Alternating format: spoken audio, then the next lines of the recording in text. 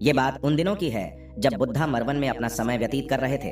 इस समय तक बुद्ध की प्रसिद्धि दूर दूर तक फैल चुकी थी। बहुत दूर दूर से लोग अपनी चिंताओं और परेशानियों का समाधान हेतु बुद्ध के पास आते थे। ऐसे ही एक दिन जब बुद्धा मरवन में अपने शिष्यों को प्रवचन दे रहे थे, तभी एक अधेड़ उम्र का व्यक्ति अपने नौजवान पुत्र को अपने साथ लिए बुद्ध की तरफ चला आ रहा था। जब यह प्रवचन स्थल के पास पहुंच गए तो बुद्ध ने एक नजर उन पर डाली और इशारे से बैठने के लिए कहा। जब प्रवचन समाप्त हो गए और सभी लोग वहां से चले गए तो बुद्ध ने उस व्यक्ति को अपने पास बुलाया और बैठने के लिए कहा। वहां चारों तरफ हरियाली छाई हुई थी, मौसम बहुत सुहाना था और तरह तरह के पक्षियों की आवाजें गूंज रही थी। ऐसा नजारा देखकर उस व्यक्ति को अंदर से असीम शांति महसूस हो रही थी। इसके बाद बुद्ध ने उस व्यक्ति से आने का कारण पूछा तो इस पर व्यक्ति ने कहा, तथागत, मैं 2 दिन की लंबी यात्रा करके अपने पुत्र को आपसे मिलवाने लाया हूँ। ये मेरा इकलौता पुत्र है और ये हर समय थका थका रहता है। ऐसा लगता है जैसे इसके अंदर कोई जान ही ना हो। इसका स्वभाव भी काफी चिड़चिड़ासा हो गया है। अगर हम इससे कुछ भी कहते हैं तो यह हमारी छोटी छोटी बातों पर गुस्सा हो जाता है। इसके देखने की क्षमता भी उम्र से पहले ही कमजोर हो गई है और इसके बाल भी सफेद पड़ने लगे हैं। इतनी कम उम्र में इतनी बड़ी उम्र का लगना, मुझे तो कुछ समझ नहीं आ रहा है। तथागत, मैं अपने पुत्र के स्वास्थ्य को लेकर बहुत चिंतित हूँ। जब मैं अपने पुत्र को वेद जी के पास लेकर गया तो उन्होंने कुछ औषधि दी और कहा, अपने पुत्र को तनाव कम लेने के लिए कहो। वो अपने दिमाग में बहुत अधिक तनाव लेता है, इसलिए उसकी ऐसी हालत हो गई है। लेकिन मैंने उसको बहुत समझाने के बाद भी तनाव का मतलब समझ नहीं आया। मुझे नहीं पता कि तनाव होता क्या है, यह किन कारणों से आता है और उसे कैसे अपने पुत्र के दिमाग से निकालूं। लेकिन मुझे सबसे पहले तो यह समझना है कि तनाव होता क्या है। इसीलिए तथागत मैं आपके पास आया हूँ। कृपया आप मेरी समस्या का समाधान कीजिए। यह सुन बुद्ध उसके पुत्र को बड़े ध्यान से देखते हैं। उसके चेहरे को देखते हैं, उसकी आंखों को देखते हैं और फिर उसके हाथों की नब्ज को भी देखते हैं। ये सारी विधि करने के पश्चात बुद्ध उस व्यक्ति से कहते हैं कि तनाव लेना तो कोई नहीं चाहता, लेकिन फिर भी यह तनाव लोगों के दिमाग को दीमक की तरह पकड़ लेता है और व्यक्ति जान भी नहीं पाता है कि वह तनाव में जी रहा है।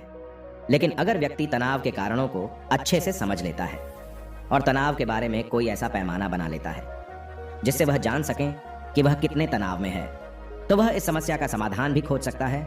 सबसे पहले तो तुम ये समझो कि तनाव होता क्या है। जब भी कोई व्यक्ति कोई काम कर रहा होता है लेकिन उसका मन कहीं दूर भटक रहा होता है, कल्पनाओं में होता है, तो उसके शरीर और मन के बीच एक दूरी पैदा हो जाती है। ये दूरी जितनी अधिक होगी, व्यक्ति उतनी ही ज्यादा बेहोशी की अवस्था में होता है और शरीर व मन के बीच की इसी दूरी और खिंचाव को तनाव कहा जाता है। आखिर कोई पसंदीदा खेल खेलने के बाद व्यक्ति चुस्ती और प्रसन्नता से क्यों भर जाता है, जबकि उसने तो अपने शरीर को थकाया है। लेकिन समझने वाली बात यह है कि खेलते समय मन और शरीर एक साथ पूरी तरह से उस खेल में केंद्रित होते हैं, जिससे शरीर और मन के बीच दूरी पैदा नहीं होती और कोई तनाव पैदा नहीं होता। और अगर दिमाग में कोई तनाव था तो वो भी दूर हो जाता है। लेकिन इसके विपरीत, जब हम कोई ऐसा काम करते हैं जो हमें पसंद नहीं है, तो हमारा शरीर तो उस काम को कर रहा होता है, लेकिन हमारा मन कहीं दूर कल्पनाओं में भटक रहा होता है, जिससे शरीर और मन के बीच एक दूरी पैदा हो गई और तनाव ने जन्म ले लिया।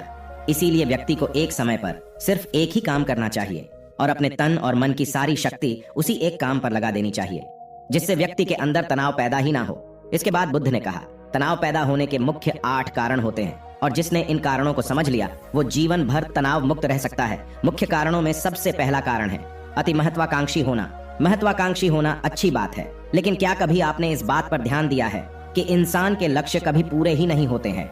उसका एक लक्ष्य पूरा हुआ नहीं कि वह दूसरे की तरफ भागने लगता है, दूसरा पूरा हुआ तो तीसरे की तरफ, और इस तरीके से वो अपने लक्ष्यों को पाने के लिए जिंदगी भर गोल गोल घूमता रहता है। इसीलिए जो व्यक्ति अति महत्वाकांक्षी होता है, जिसने बड़े बड़े लक्ष्य बनाए होते हैं, वह वर्तमान में कभी रह नहीं पाता है।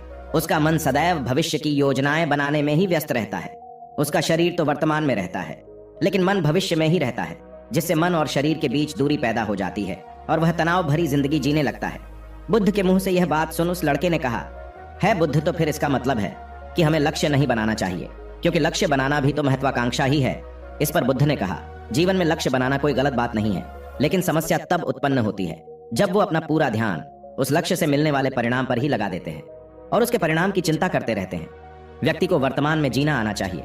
आप लक्ष्य बनाइए और उस लक्ष्य की प्राप्ति के लिए कड़ी मेहनत करिए, लेकिन साथ ही साथ आपको इस बात का भी ज्ञान होना चाहिए कि आप अभी वर्तमान में जी रहे हैं और वर्तमान ही सत्य है। बुद्ध ने आगे कहा, तनाव का दूसरा सबसे बड़ा कारण है ईर्ष्या करना है। जब व्यक्ति ईर्ष्या और जलन से भर जाता है तो उसका मन अंदर से सड़ने लगता है।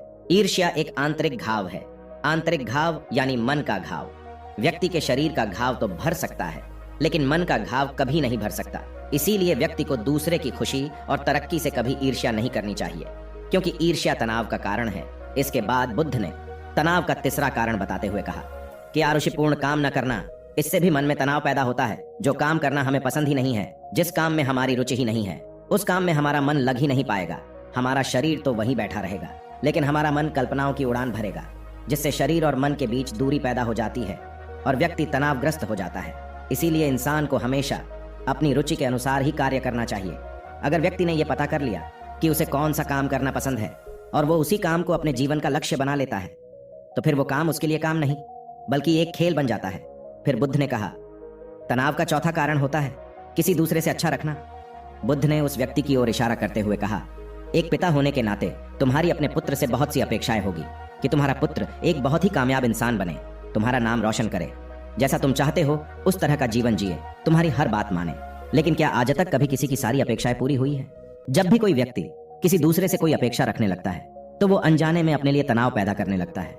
जरा सोचो कि अगर तुम्हारा बेटा तुम्हारे अनुसार काम नहीं कर रहा है और वो नहीं बन पा रहा है जो तुम उसे बनाना चाहते हो, तो निश्चित रूप से तुम्हारे दिमाग को तनाव तुम्हें पकड़ लेगा।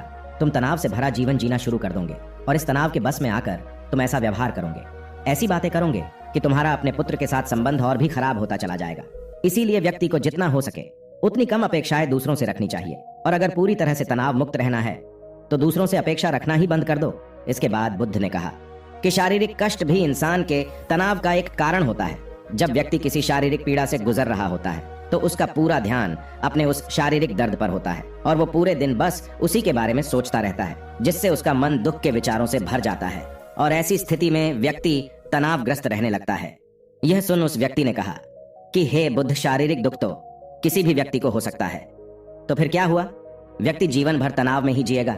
इसका जवाब देते हुए बुद्ध ने कहा कि इंसान को यह बात समझनी चाहिए कि हमारा जीवन दुखों का आधार है। जैसे जैसे हमारा जीवन आगे बढ़ता है, इसमें दुख आते हैं, बीमारियां आती है और फिर अंत में मृत्यु भी आती है। तो बीमारियां इंसान के जीवन का अभिन्न अंग है, कोई इनसे बच नहीं सकता।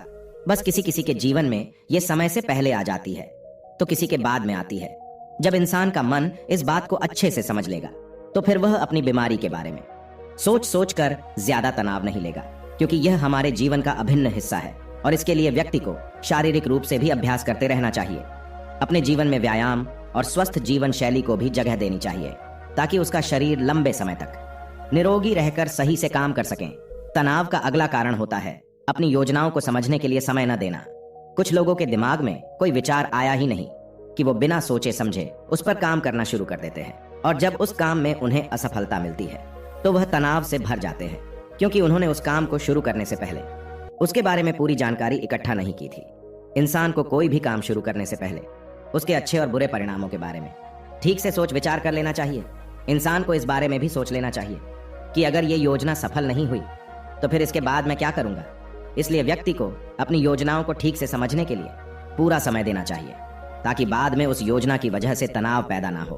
तनाव का सातवां सबसे बड़ा कारण है टाल मटोल करना, आज के काम को कल पर टालना। आप लोगों ने ये कहावत तो सुनी होगी कि आलस्य इंसान के शरीर का सबसे बड़ा शत्रु है। इंसान आलस्य की वजह से आज के काम को कल के लिए टाल देता है और फिर काम को टालना उसकी आदत बन जाती है। काम को कल पर टालने वाले व्यक्ति का काम कभी भी समय पर पूरा नहीं हो पाता है, और अगर किसी तरह से पूरा हो भी जाता है तो वह उतना अच्छा नहीं हो पाता है जितना अच्छा उसे किया जा सकता था, और फिर यह बात व्यक्ति के अंदर तनाव पैदा करती है। लेकिन काम को टालना या काम को एकदम अंत समय पर करना एक आदत है, इसीलिए व्यक्ति ना चाहते हुए भी बार बार अपनी इस आदत का शिकार बन जाता है और काम को टालता रहता है। और फिर जब काम की समय सीमा पास आ जाती है तो वह तनाव से भरकर काम को पूरा करने का प्रयास करता है। इसीलिए तनाव मुक्त रहने के लिए व्यक्ति को काम को टालने की आदत छोड़नी पड़ेगी, और यह तभी संभव है जब व्यक्ति काम को समय से पहले खत्म करने का निश्चय करे। सबसे आखिरी और सबसे प्रमुख कारण जो तनाव का होता है वो है ज्यादा सोचना। लगातार सोचते रहना भी एक बीमारी है, और यह उस व्यक्ति में सबसे ज्यादा पाई जाती है जो सिर्फ कल्पनाएं करता है, जो अतीत की घटनाओं और भविष्य की बातों के बारे में सोचता रहता है, जो बेवजह के अनुमान लगाता रहता है। इसीलिए व्यक्ति को ज्यादा सोचने की आदत पर लगाम लगाना चाहिए।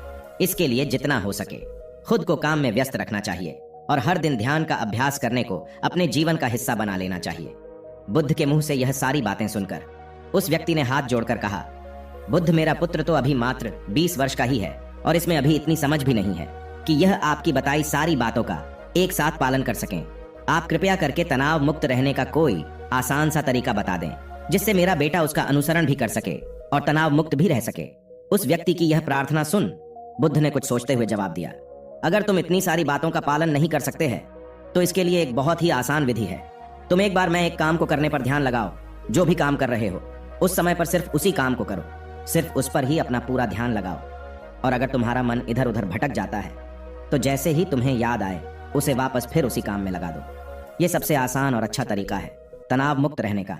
जब तुम भोजन करो तो उस समय सिर्फ भोजन ही करो, उसके पूरे स्वाद का आनंद लो, उसका अनुभव करो। जब चलो तब अपना पूरा ध्यान सिर्फ चलने में ही लगा दो।